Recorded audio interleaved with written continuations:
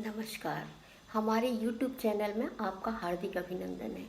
सभी दर्शकों को मकर संक्रांति की, लोहड़ी की, पोंगल की शुभकामनाएं। आज मकर संक्रांति के बाद से सूर्य उत्तरायण हो जाता है। इसकी सभी को बहुत सारी शुभकामनाएं। सूर्य उत्तरायण होने के बाद सभी शुभ कार्य शुरू हो जाते हैं। विवाह का कार्य है, गृह प्रवेश का कार्य है, प्लॉट लेने का कार्य, जो भी शुभ कार्य होते हैं जब सूर्य उत्तरायण हो जाता है तब शुरू किए जाते हैं।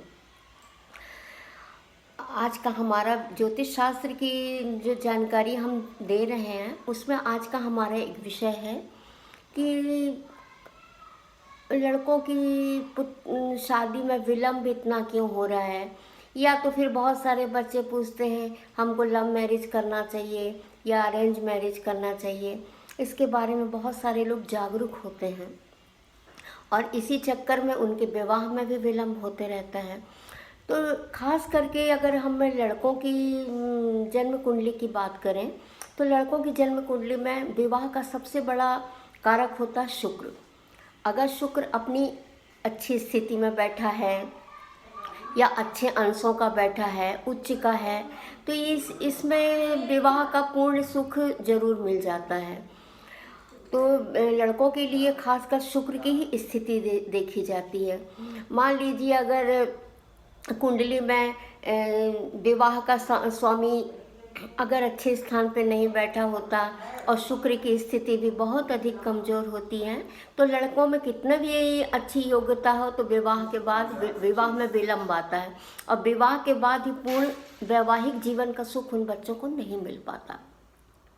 इसलिए सबसे बड़ी चीज़ है, अगर मान लो आपकी कुंडली में शुक्र की स्थिति अच्छी नहीं है तो शुक्र को ही पहले प्रबल किया जाए।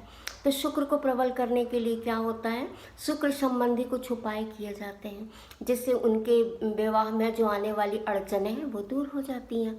शुक्र संबंधी चीज़ें होती हैं, जैसे शुक्र किस नक्षत्र में बैठा, पहले तो ये देखना पड़ता है ना कि शुक्र अगर अच्छे नक्षत्र में बैठा है उन्हीं से संबंधित कुछ उपाय बताए जाते हैं।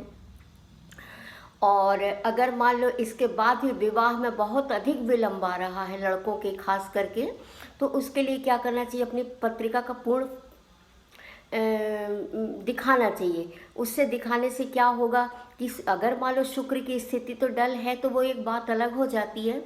मान लो वैवाहिक जीवन दाम्पत्य स्थान में अगर शनि बैठा है, शनि के कारण भी हर काम शनै शनै होता है। शनि धीरे धीरे कराने वाला होता है। खासकर कर्क लग्न की कुंडली होती है और सिंह लग्न की कुंडली होती है, इसमें दाम्पत्य का कारक शनि होता है।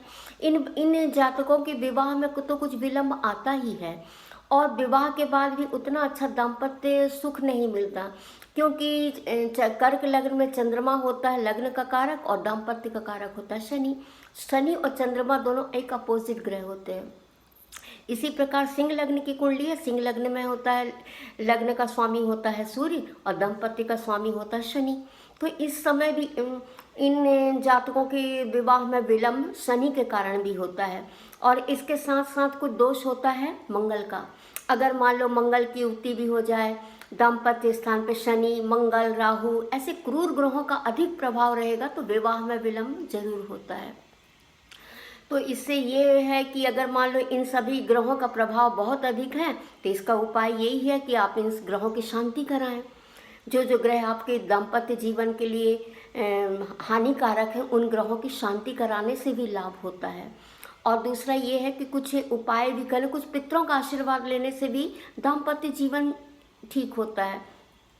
क्योंकि सबसे बड़ा एक कहावत है ना, धन बाढ़े अपने भाग्य और जन बाढ़े पितरों के भाग्य। पितर अगर आपके घर में खुश हैं, अगर पितरों का अच्छा सत्कार हो रहा है तो आपके यहाँ वंश भी आगे बढ़ेगा और सारे सुख सुविधाएं भी होंगी। तो आज का हमारा यही विषय था कि अगर लड़कों की शादी में विलम्ब हो रहा है तो उसके जो मैंने उपाय बताए उसको उपाय अगर आप करेंगे तो विवाह में आने वाली सारी बाधाएं दूर होंगी। धन्यवाद।